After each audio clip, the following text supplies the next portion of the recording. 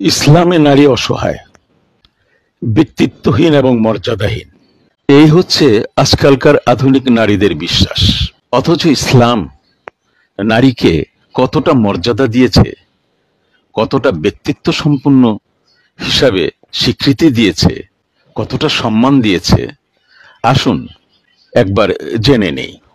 ইসলামের যুদ্ধক্ষেত্রে নারী, যুদ্ধক্ষেত্রে নারী কর্তৃক নারী ও শিশু হেফাজত নার্স হিসাবে নারী, রোগী দর্শনে নারী, চিকিৎসা ক্ষেত্রে নারী, পরামর্শ এবং উৎসাহ প্রদানে নারী, ধর্মপ্রচারে নারীর সম্পদ দান, প্রথম মুসলিম ও প্রথম নারী শহীদ, শিক্ষা ও শিক্ষকতায় নারী, ধর্মপ্রচারে নারী, যুদ্ধ বিষয়ক সংকট নিরসনে নারীর পরামর্শ, ব্যবসা বাণিজ্যে নারী, কৃষিক্ষেত্রে নারী, বাজার ব্যবস্থাপনায় নারী, ব্যবসা ক্ষেত্রে নারী, কূটনৈতিক অভিযানে নারীর নেতৃত্ব, পাপিষ্ঠ পিতার মোকাবেলায় কন্যার সাহসী ব্যক্তিত্ব, হজ পালনে এবং রওজা মোবারক জিয়ারতে নারী, স্বামীর সম্পদ থেকে নারীর দান খয়রাত, বীর সৃষ্টি ও বীরত্ব প্রকাশে নারী,